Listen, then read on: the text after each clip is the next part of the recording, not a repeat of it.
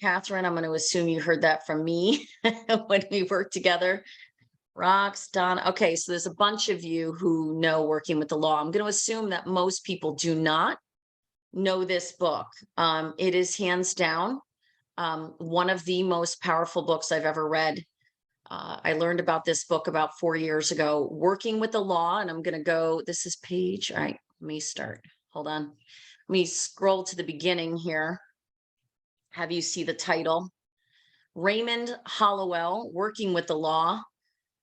This was introduced to me by one of my faith-filled friends who's a powerhouse seven-figure or multiple seven-figure year earner who I've known for a while. And she taught me about this book and said, you got to get it.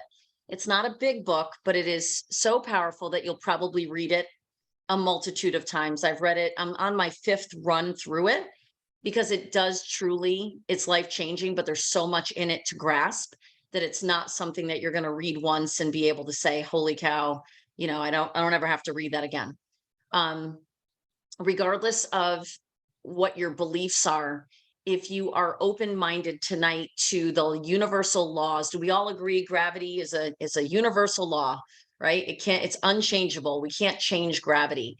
So the premise of this book is that there are laws, as you see all the titles here: law of thinking, supply, attraction, receiving, increase, compensation, non-resistance, forgiveness, sacrifice, obedience, law of success. There are laws that are universal laws that rule this planet and this world, that if you work with the laws, you will see radical change in your life. You work against the laws that are universal laws, right? Just like if you try to work against gravity, you're not going to have the type of life or result that you're looking for. And so this one really was one of those books where I just was in awe. I have a 35-year-old brother now, maybe he's 34, I don't know, who was struggling a few years ago. And I said, David, I know you have faith. I know you pray all the time. You know, you're a good human being, but I want you to read this book. Will you do that? And he was at a point in his life where he's like, I just don't know what's wrong. And my brother called me up. He had been on a plane reading it, weirdly just said I had been on a plane reading it. And he came back from a business event and he said, Danielle, this is literally, it's changed my life overnight. And so I'm going to skip forward, although I want you guys to consider reading the book yourselves and doing a study. I'm going to take you through every single law in this book over the next few months. And I want you to understand that if you really truly dig into this, there are some breakthroughs and some true victories you're going to see in your life, because we're going to get you to the point where you have a revelation and understanding. Wisdom is one thing. Taking wisdom, taking knowledge, another word for wisdom, and actually applying it can cause what? You have to take action on what you know, right? Faith without works is dead. If you've never heard that before, it's just another way of saying you can believe on something, but if you're not taking action in whatever form, good luck having any results, right? Because it's kind of delusional to have dreams and not run towards them. And it requires faith. It requires courage. It requires a lot to go after your dreams and to become who God really designed you to be. And so for me, I'm going to skip forward to the one I want to teach you tonight, because it really is. I'm going to bring you, again, like I said, you're going to go through this. We're going to go through every one of these and I'll archive them. But I want to go to, where is it here? 48, I think it was. This law really changed. I mean, some of them I had already harnessed. Some of them are gonna be like, yep, I already know that. But some I was like, wow, this is like new to me. Oh, I just passed it. Going a little fast. Here it is. The law of non-resistance. Talk about a law that when I learned this and when this truth, took hold in me, I started to see radical change in my life. And so I'm not going to read the whole thing. I'm going to give you little bits here. Let's see if I can annotate. I want to draw and I want to highlight. I guess the bright one here. Let's go red because we're for the holidays here. Okay. So as you're going through the book, or as you're learning these modules with me, as I'll call them, the first one is the law of non-resistance. In a nutshell, this says that when you're having to force something and it's resisting, there is a real reason for that resistance. And it's usually because there's something better waiting for you. And that is what is not meant for you. It is not divinely what is waiting for you. I know some of you are going to be like, this is hard to grasp. It's okay. Sometimes reading the book yourself and just taking time to, take each chapter in is going to be what gives you the breakthrough. But hopefully tonight it can at least whet your appetite. Okay. So it's not going to let me go to the next page, is it? Because I'm on annotation. Hold on, guys. Okay. So let's go to, here it is. This is what I want to share. If we go through life fighting, opposing, resisting, arguing, we are bound to meet with many obstacles and likely become so occupied fighting them that we lose sight of our real objective. If we are always getting steeled for the next opposition or trouble, we can expect plenty of it. Whereas if we strive to make little of the obstacle, okay, and keep our minds on the objective or the desire we set out to gain, we may have to wind around and around, but if we persevere, we will ultimately win. We will reach the goal. So this is the first thing that hit me in this book, in this chapter, I should say, was that I was consistently in my life and put, you could take your hands down and then put them back up if you agree with me that you feel the same. I felt like the majority of my life until in my early 40s when I started learning this is how I felt my life went. Like I'm consistently pushing, fighting to make things right, fighting to feel good, fighting to get ahead, fighting to get through, the job and the kids and the debt, and everything was push me, I'm coming, or a struggle. And when I learned the law of non-resistance, I immediately applied it because this was my answer. I was like, okay, I'm going to stop fighting the things that are happening and I'm going to trust that something better is coming. Okay, so it says here, another lesson we must learn is from a stream is that when it is small and struggling, it has the most difficult time. In the beginning, it may have so many obstacles across its path that it is ever winding and around to avoid direct opposition. Silently, it uses the law to be non-resistant and it grows stronger in force and volume. When it becomes a larger stream and then a river, its path is more direct and the obstacles become less and less. Then it is not far from the mighty ocean. Students are like that. They have their hardest tests and delays while they are yet weak in power and understanding. And as you strike out on a new path in truth, the obstacles and tests will be plentiful. The wise ones will not fight the obstacles. That was a huge one for me. Okay, we're fighting obstacles as a startup. There's not a single startup you can ever join that isn't going to have obstacles. We've had vendor failures. We've had all kinds of fun stuff, right? Okay, but I don't fight those obstacles. I trust and I move forward with my eyes on the prize and where we're headed. Everything is temporary. This too shall pass. And it says, as you go on with faith and assurance, you grow stronger, become like a great stream and river. The course becomes more direct and their understanding is of greater depth in the mighty ocean. Their ultimate objective is not far from them.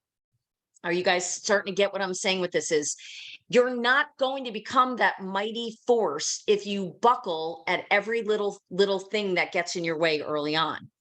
Now, a woman recently asked for help to meet her problem. She explained that her home was mortgaged and it was near time to make a payment, but the funds were lacking. She had converted her home into a rooming house, hoping to get money enough to live on because there was the difficulty.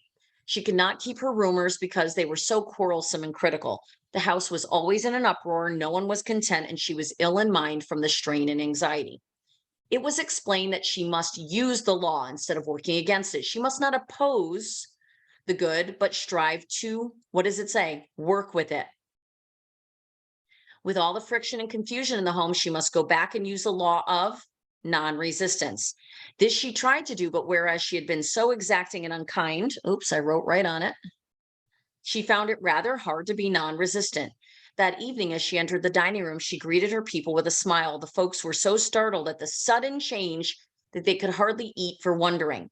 That smile was the first smile some had ever seen from her, and others declared it was the first time in months they had remembered. One man was heard to utter when she had gone to the kitchen to fix dessert, "The old lady is going soft." And more thought so later in the evening when they heard her greet one young man who had gotten back in his rent and was trying to slip up to his room without being seen. She greeted him pleasantly and said she was sorry he had missed his dinner. After a few weeks of this new plan, the woman began to enjoy it. She had become changed within herself. She saw her folks in a different light. Instead of thinking them to be cheats, liars, and a quarrelsome lot, she saw good in them and she grew to like them more and more as one big family. They too became different. When we change, the people and things around us change, FYI. The family gathering at the table was looked forward to as a happy time and had grown to its capacity. Others have tried to have a room. Wait a minute. Others had asked to have a room if and when a vacancy occurred. Even the young man who had tried to dodge her because of the arrearage had entered into the spirit of the new home and was able to get a job and pay up in full. Needless to say, the payments on the mortgage were met and the home was saved for the widow. When I read this, for me, this is what I get from that. She embraced it. She said, "It is what it is. I'm going to release this pain and struggle, and I'm going to try anew with a new attitude." And everything shifted. And so in this law, hold on, I got to close this. I'm going to clear all drawings. In this, it really hit me that in this law, a lot of what I was doing in life was fighting against people and things and situations. So it says, if a man, I got to annotate again here. Let's do some pink. If a man resists a situation, he will always have it with him. If he tries to run away from it like a shadow, it follows him. And repeatedly, he will meet it again. If he ignores the hardness of the condition, meaning doesn't pay attention how hard it is, and fearlessly works around it, he will find a time when that hard condition will have been absorbed and removed. Accepting the condition as some evidence of good. Look for that good, and by being acceptable to it, more and more evidence of it appears. Agree with thy adversary is another way of saying that nothing worthwhile and lasting is ever gained by an argument. He who is convinced against his will is of the same opinion still. Let me say that again. I learned this years ago. He who is convinced against his will, I try to tell my husband all the time, the New York Giants are a better team than Dallas Cowboys. Not happening in our household. He's still of the same opinion. The Cowgirls are better. Sorry, guys, if you're a Cowboy fan, I'm joking. But to disagree with one only causes that one to put on his full armor, right? To collect all his forces in opposition to yours. Let me go back to clear. To agree with your worthy opponent leaves him defenseless and without need of his armament. To offer no resistance makes it easy for one to be amicable, and he who thought himself your enemy will find it a pleasure and a privilege to be a friend. Now, this one, I grew up in a faith-filled home, but I thought the definition of meek, some of you probably agree with me, meek does not mean weak and timid and someone who is, as it says, easy prey.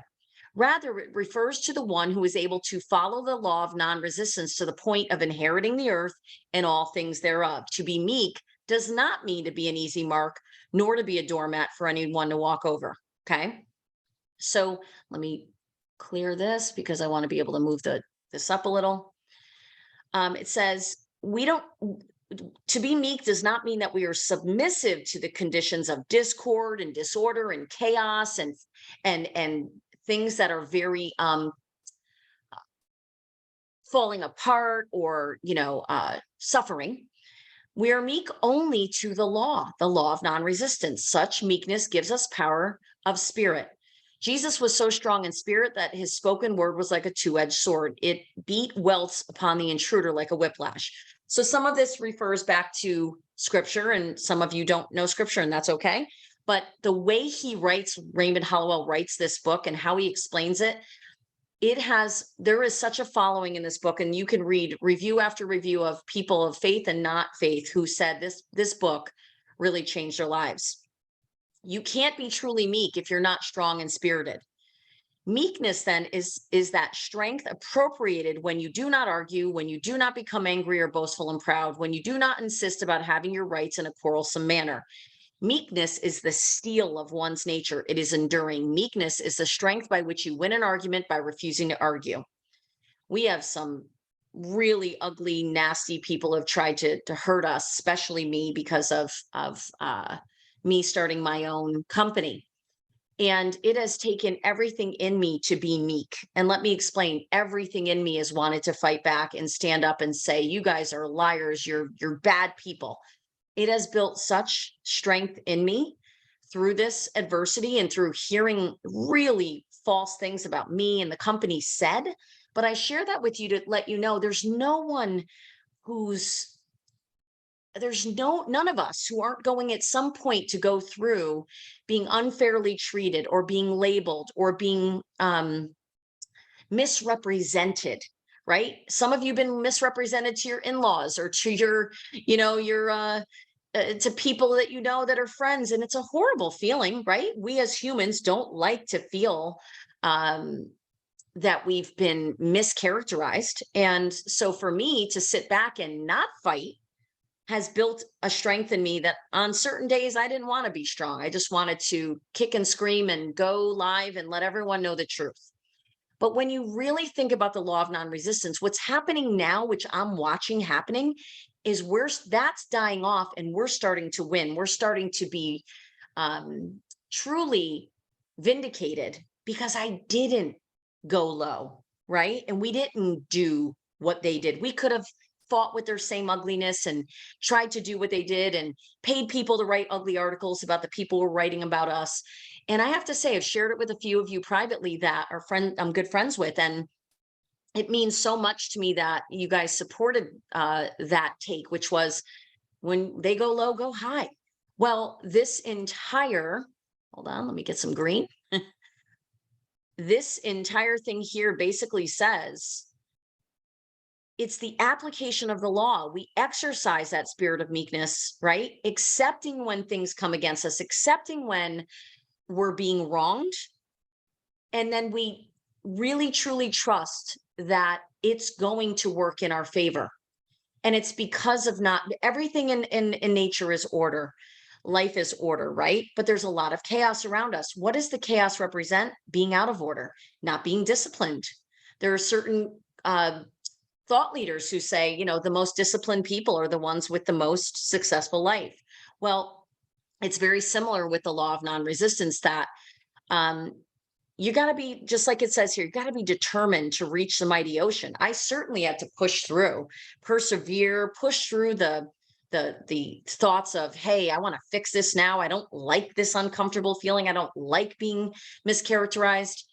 But let us come over the path of non-resistance. Every worried thought, every fear, doubt, complaint, argument, and angry thought are but so many boulders, large and small, that you cast into your stream. These tend to change your course and lengthen the time for your goal to be reached. The more you fight against it, what happens? The harder your goal becomes to attain.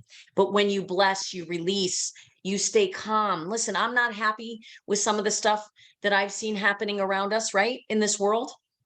And I used to read all these news articles and I read underground news. I was so stressed out from all of that one day I went, I'm going to free myself from this. I'm not going to listen to this insanity anymore. I'm not putting that in my brain. I'm not letting that sit in my soul. I'm not letting my heart be troubled nor afraid. And it's freedom. And it's the same concept when you decide in your business or in your home or in your marriage or with your children or whatever relationship you're having struggle with. It's really about you're going to see, it says here, to change your course. If you unite your forces for good, then the good comes to you. Remove and dissolve every obstacle by blessing it and being willing to understand it. And I say, and release it.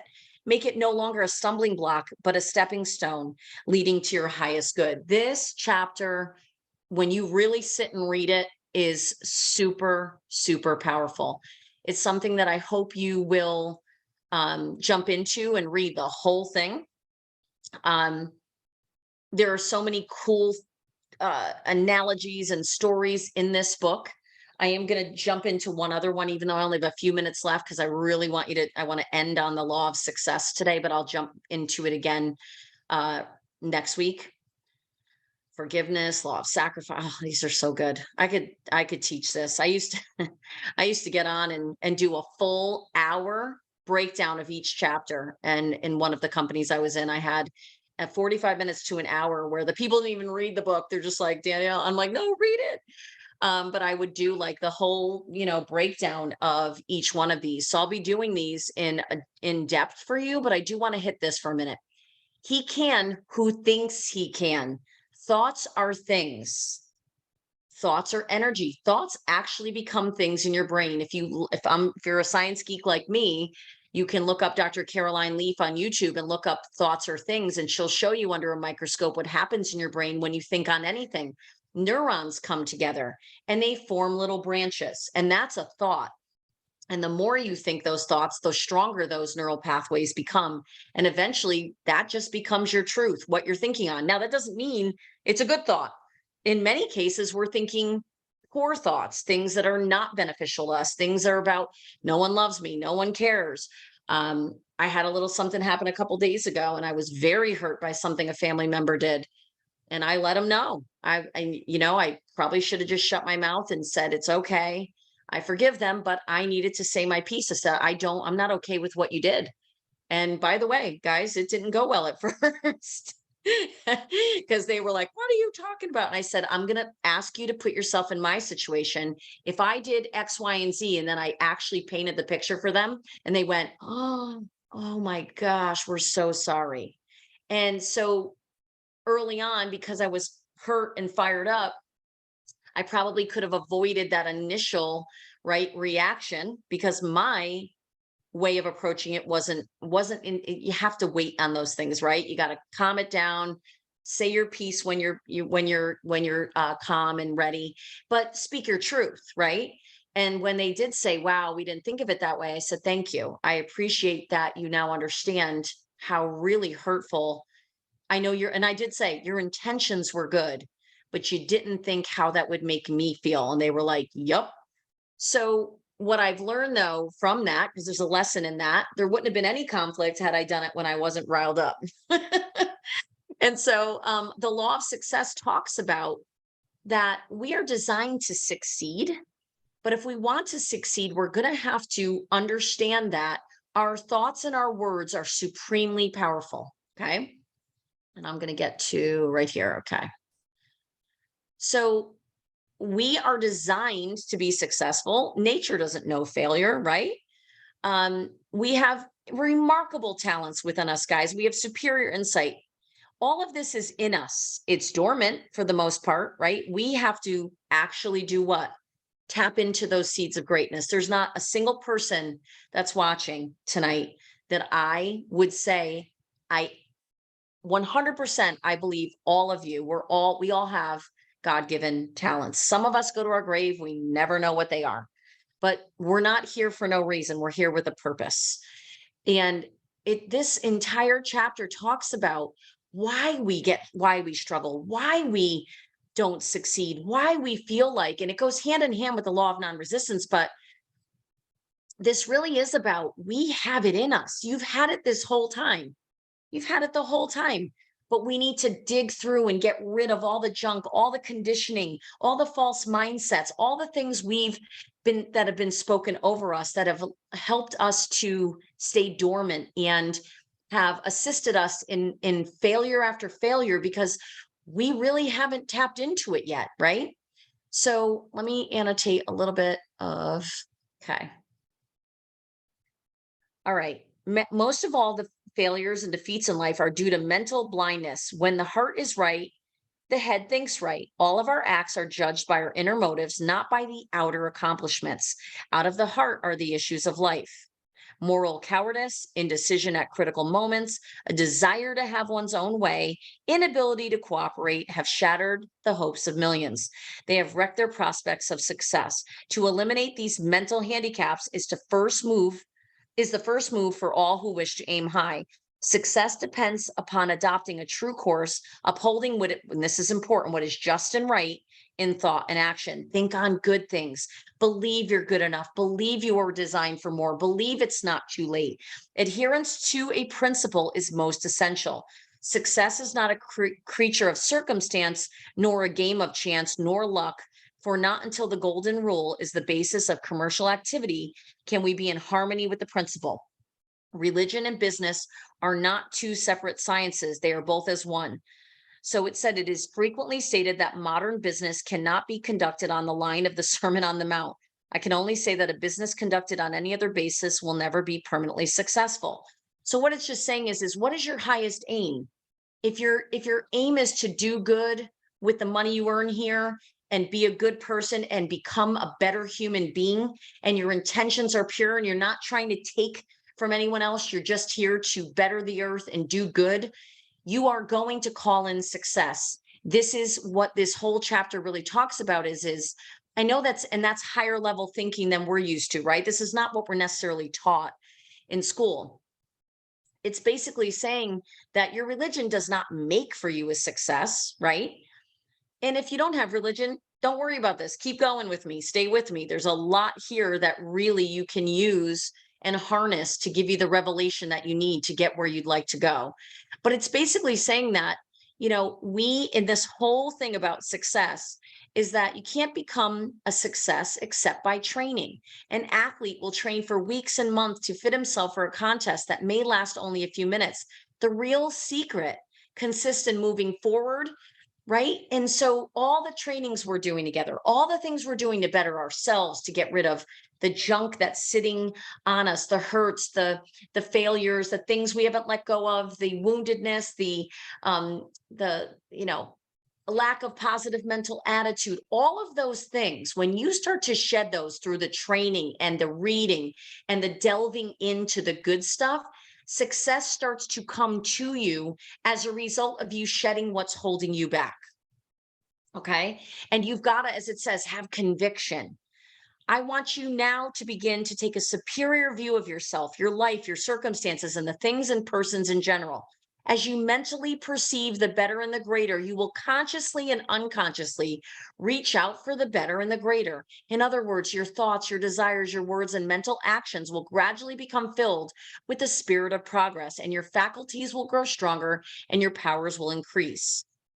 You have to believe you can, right? And you have the key to the successful attitude. If you think you can, know you can succeed, proceed to think, live, and act in that strong conviction. There's so much here that's so good for you guys that will help you. I am not an 8-figure cumulative earner in this industry because I was born with everything right and the perfect family and great schooling and all of that. Actually, I had most of the opposite. There is no excuse for you right now, today, to not shift your thinking. And the law of success, this is such a good chapter. It keeps going and going about really whether you can or you can't. This is what my friend Lynn Thomas, who I adore, she reads this at a lot of our events. I'm going to leave you with this. If you think you are beaten, you are. If you think you dare not, you don't. If you'd like to win, but you think you can't, it's almost a cinch you won't. If you think you'll lose, you're lost. For out in the world we find success begins with a fellow's will. It's all in the state of mind. If you think you're outclassed, you are. You've got to think high to rise. You've got to be sure of yourself before you can ever win a prize. Life's battles don't always go to the stronger or faster man, but soon or late, the man who wins is the man who thinks he can. Some of you have really, truly not set the intention and belief that you can. Therefore, network marketing will continue to be a place where you feel that you don't make progress or that you downright fail. But once you make that decision, it is a decision that you're capable, that you're blessed, that you're alive, that you're here for purpose, that you are going to bloom where you're planted, that you are enough, and that you are worthy of good things. I'm telling you guys, what you think on really matters. I hope this starts to, over the weeks, really starts to cement for some of you. Some of you already know this stuff and it's really working for you. I would love for you to share some of your testimonials in the chat as we move forward. Every week you can put in that it's working for you or what you've experienced. But for me, this stuff has been a game changer. It took me from absolute poverty to abundance. It took me from dissatisfaction in relationships and just a dissatisfaction in life in general. I had struggled on and off with depression over the years for a long time. And then that all lifted, not from a pill, not from a therapist. And I had some good ones. It was when I changed my mind and I decided I no longer was going to sit in victimhood. I was no longer going to be the person holding myself back. And I was willing to bless and release and move forward. And once you start forgiving, once you start letting go of those hurts, every one of you has a story. We'd all cry if we all shared our stories tonight. But those stories, are they really helping you or are they hindering you? Do you want these next 24 months in Awaken to be something that become really radically successful for you so you can go out and do what you love? No one wakes up to be a network marketer. It's a vehicle. It's a vehicle to go out and fund your dreams or do the things that you would like to do before your days are up. If you want to go travel the world or go to Bali or you want to go build schools or dig wells, go do it. But we can't do it from an empty plate. So it starts in our mind. And what comes out of our mouth is what's really in our hearts. So if you work on your heart junk, you work on forgiveness, you work on letting go and start reading some of these and really get into this book. It truly is a game changer. So I hope this was valuable. We'll do more of this. I've got to hop on to another training. But I love you guys. If I don't see you or talk to you, actually, Thursday night, we're doing an 8:45 Eastern Zoom. I'll post about that tomorrow. Tips and tricks on Zenith, how to use it better if you're struggling with it, how to get the results, what to do, what not to do. So I'll put that Zoom up. That's again, 8:45 Eastern Thursday night. But if I don't see you that night, I hope you have a blessed Christmas for those of you who celebrate and just a wonderful weekend with friends and family. Be safe if you're traveling. And I love you guys. And I'm just looking forward to next year with all of you. I'll talk to you soon.